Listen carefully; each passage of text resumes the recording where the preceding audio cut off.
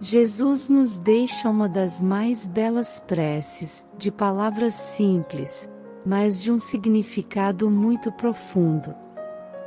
Através da oração do Pai Nosso. É um dos ensinamentos de Jesus mais conhecidos. Difícil a pessoa que não saiba essa oração ou que já não tenha ouvido falar. Mas poucos conhecem sua essência.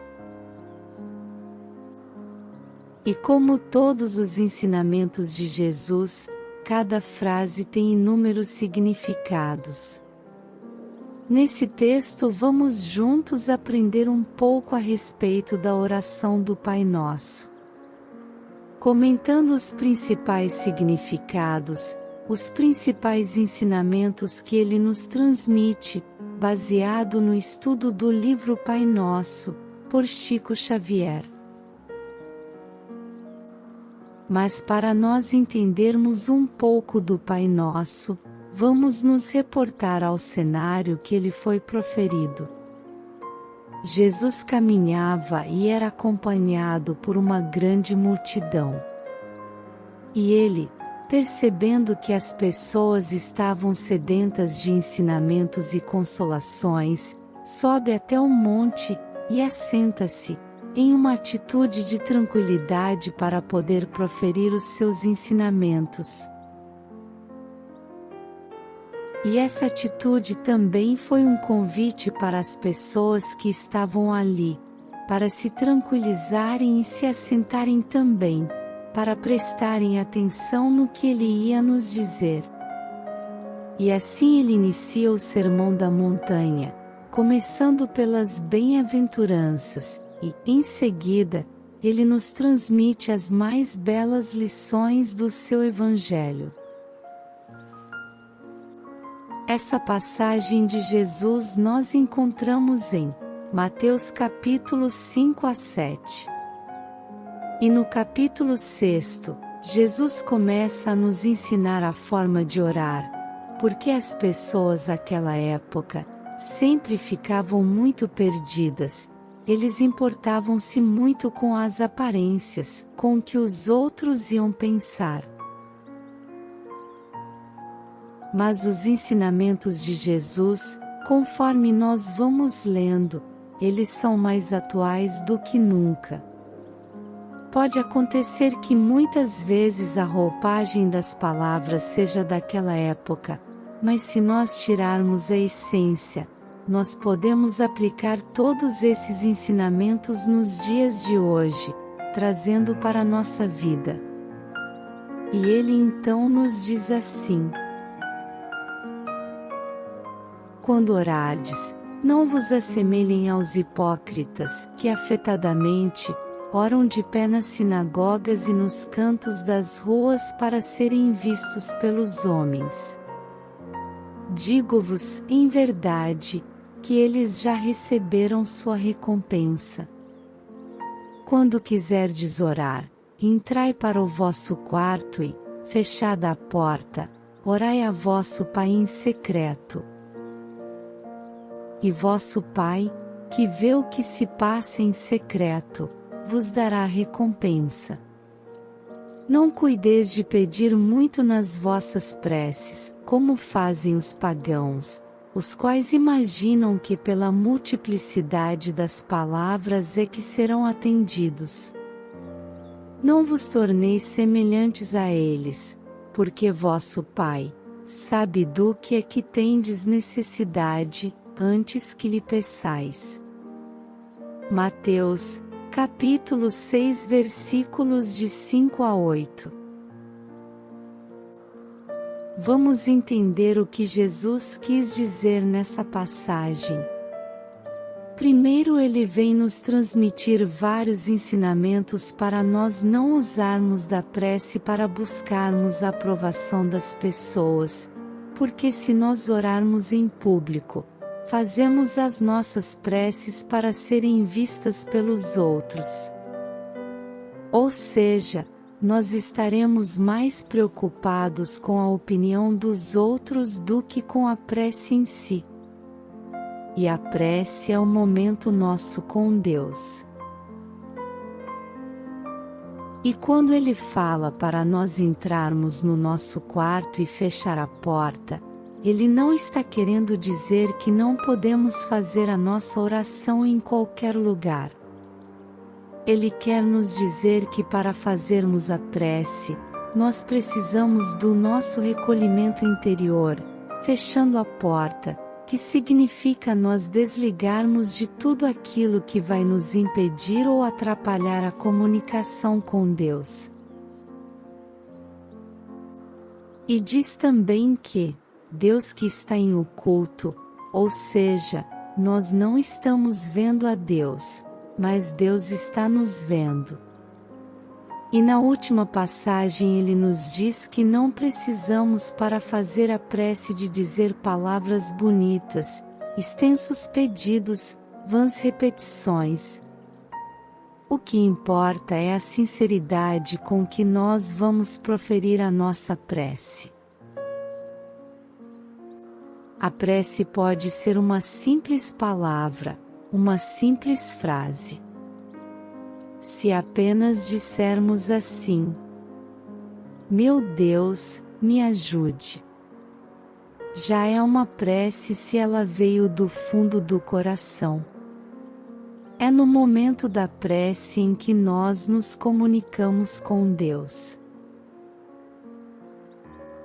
E Deus vem em nosso auxílio, enviando os mensageiros espirituais para consolar nosso espírito, para equilibrar as nossas energias, seja do nosso corpo físico, seja do nosso espírito.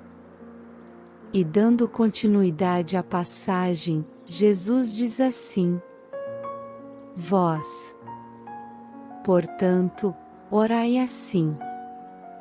E então ele começa dizendo: Pai nosso que estais nos céus.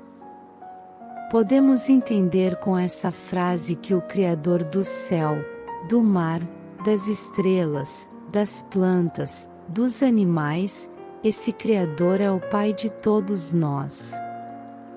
Ele também nos criou. E se nós temos um Pai em comum, significa que nós todos somos irmãos. E qual é o sentimento que deveria existir entre os irmãos? A fraternidade, o auxílio mútuo, a misericórdia para com o sofrimento do próximo. Muitos podem dizer: mas então aquela pessoa que me prejudica, que me calunia, essa pessoa é meu irmão, é minha irmã? Sim. E essa pessoa está no nosso caminho não por acaso, mas para aprendermos, para pararmos as arestas. Quem sabe não fomos nós mesmos que pedimos a Deus a companhia dessa pessoa para nós aprendermos, ajudarmos e sermos ajudados. Santificado seja o vosso nome. Existem várias formas de nós santificarmos o nome de Deus. Nós podemos santificar o nome de Deus com palavras, quando nós dissemos assim: Deus Todo-Poderoso, sois todo o poder e bondade. Mas só santificar o nome de Deus com palavras é suficiente? Se as nossas atitudes são contrárias a isso. Nós somos egoístas, impacientes, orgulhosos. Será que nós estamos realmente santificando a Deus? A melhor maneira de santificarmos o nome de Deus é fazendo todo o bem que está ao nosso alcance, em relação ao nosso próximo, em relação a nós mesmos. O maior bem que podemos fazer a nós mesmos é nos transformando. Quando nós estamos nos transformando, nós estamos santificando sim, o nome de Deus. venha a nós o vosso reino. Nós sabemos que Deus é todo-poderoso, é onisciente, é onipresente, é onipotente, é supremamente justo e bom. E todas essas qualidades, segundo os Espíritos nos dizem, no Livro dos Espíritos, não são suficientes para definir a grandeza de Deus. Pois Ele possui qualidades que não somos capazes de compreender. Então, para um Deus tão bom e justo, imaginamos que o seu reino seja um reino de amor, de bondade, de justiça, de paz, de benevolência. Mas onde está esse reino de Deus? Será que ele está no plano espiritual? O reino de Deus está dentro de nós. Ele começa aqui dentro, porque nós somos filhos da divindade. Todos temos a centelha divina. Então, quando nós pronunciamos essa frase, venha a nós o vosso reino, quer dizer venha a sua bondade, a sua justiça, a sua misericórdia, a sua paz, habitar dentro de nós. Seja feita a tua vontade. Essa frase significa a fé na justiça e na bondade divina, reconhecendo que Deus sabe o que é melhor para nós. É a entrega da nossa vida, dos nossos problemas, de tudo aquilo que nos preocupa a Deus, confiando que Ele fará o melhor. Porém, nós sabemos que é muito difícil essa entrega verdadeira e sincera. Porque da boca para fora nós até falamos: não, eu já pedi para Deus, o que for melhor vai acontecer. Mas no fundo, nós ficamos esperando que aconteça aquilo que a gente quer, e às vezes aquilo que a gente quer para nós não é o melhor. Porque nós muitas vezes desejamos coisas, mas não é aquilo que nós necessitamos. Nós temos que ter a consciência que estamos aqui para evoluir, para aprender, para quitar os nossos débitos. Nós estamos aqui a caminho da evolução. E para isso é necessário que nós passemos por dificuldades, por tormentas e por tribulações. E se isso for tirado das nossas vidas, poderá nos prejudicar futuramente. Muitas vezes aquilo que nos aflige, se bem suportado, se bem aceito, pode ser a causa de muitas alegrias no futuro. O pão nosso de cada dia nos dai hoje. Nós somos seres materiais, o nosso corpo precisa do alimento porque nós trabalhamos, nós auxiliamos, nós temos as nossas atividades. Mas será que Jesus quis dizer somente o pão material? Não. Ele também quis, nessa frase, dizer a importância do nosso pão espiritual, o alimento do Espírito. E como nós podemos alimentar o nosso espírito? Primeiramente através da prece. Como já dissemos, os Espíritos vêm em nosso auxílio, nos fortalecendo. Podemos alimentar o nosso espírito, fazendo leituras edificantes, fazendo trabalhos voluntários. Naquele momento que nós estamos ali, doando um pouco de nós, estamos recebendo também energias positivas que nos alimentam. Também podemos alimentar nosso espírito praticando o afeto com as pessoas da nossa volta, dando um abraço caloroso, um sorriso, um elogio sincero. Vejamos um exemplo.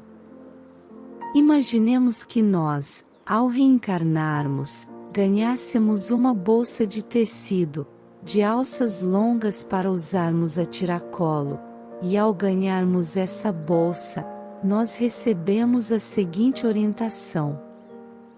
Nós poderíamos colocar nessa bolsa pedras ou flores, ficando ao nosso critério escolher. E nós reencarnamos. Os anos vão se passando e nós vamos colocando nessa bolsa somente pedras. Quando essa bolsa estiver ficando cheia, nós vamos nos sentindo mal, com dores nas costas, nas pernas. Nos sentimos pesados. O nosso semblante, em função das dores, passa a ser entristecido. Nós não conseguimos caminhar livremente. Nos sentimos literalmente presos. Então nos veio uma luz, e resolvemos aliviar aquele peso. E começamos a tirar aquelas pedras, e conforme vamos tirando as pedras, sentimos que as nossas dores vão melhorando.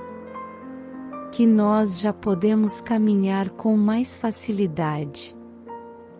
Quando resolvemos tirar tudo, e começamos a colocar naquela bolsa as flores, nós vemos que além de mais leve, a nossa bolsa fica mais bonita. E nós conseguimos correr, pular, dançar. As pedras representam em nossas vidas as mágoas, os não perdões que nós vamos acumulando. A falta de perdão adoece o nosso corpo, adoece a nossa mente. Sabemos que é difícil, exige um esforço, mas é uma escolha nossa. Quando nós perdoamos, colocamos a fé em Deus em ação, acreditando que se Deus é justo, a causa do nosso sofrimento é justa, e que talvez aquele que me prejudicou, foi prejudicado por mim em outras circunstâncias. Não nos deixeis cair em tentações. Quando nós pronunciamos essa frase, pensamos que a tentação é algo que está no mundo, e que vem até nós para nos tirar a paz. Mas Jesus nos ensina aqui, que a tentação existe dentro de nós. A tentação nos procura seguindo os sentimentos que trazemos no nosso íntimo. Vejamos um exemplo. Imaginemos que um grupo de pessoas estão em uma festa sentados em volta de uma mesa.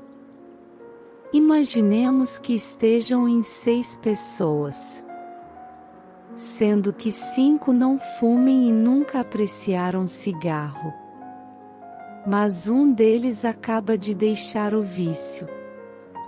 Então eles veem que na mesa ao lado, uma pessoa tira o cigarro da bolsa e começa a fumar. Aqueles 5 que nunca fumaram, vão até se sentir incomodados com a presença do cigarro, mas aquele que acabara de deixar o vício, vai ficar com vontade de fumar. E a tentação então será para ele e não para os outros.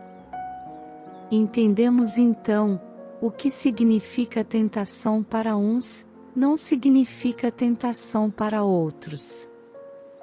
É o reconhecimento de que o mal existe dentro de nós, e é do coração que partem todas as más inclinações. Livra-nos de todo o mal. Jesus nos diz que não é só o mal que está lá fora, é o mal que está dentro de nós. é um complemento da frase anterior. Porque se a tentação ainda existe dentro de nós, a tentação, significando a fraqueza, a imperfeição, o mal também existe. Nós queremos ser protegidos e não ser atingidos pelo mal.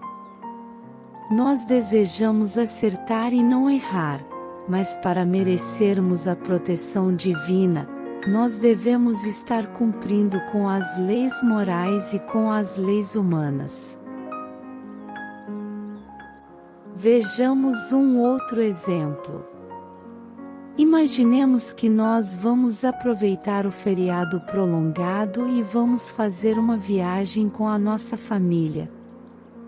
O correto seria nós fazermos a revisão do carro, verificar os pneus, colocarmos um combustível adequado e, ao sair, andar no limite de velocidade permitido, respeitando as regras de trânsito. E então chega o dia da viagem. E nós não fizemos a revisão do carro, não verificamos os pneus, colocamos um combustível duvidoso e saímos em alta velocidade com excesso de bagagem. E dentro do carro nós dizemos assim: Senhor, livra-nos de todo o mal. Como pedir a proteção divina se estamos procurando o mal com essas atitudes? Violando as leis no momento, não de Deus, mas as leis humanas. E talvez a de Deus. Se por uma imprudência nossa, causarmos um acidente que prejudique o nosso próximo, Deus nos livrará do mal, sim. Mas nós também temos que vigiar, que cuidar, que observar as nossas obrigações e os nossos deveres. Então, meus irmãos, vocês viram a profundidade dessas 8 frases ditas por Jesus há mais de 2000 anos. Ainda que esses foram alguns dos ensinamentos que nós extraímos da oração do Pai Nosso. Toda a moral religiosa da doutrina espírita está baseada no Evangelho de Jesus. E o espírita é antes de tudo um cristão. Muita paz a todos.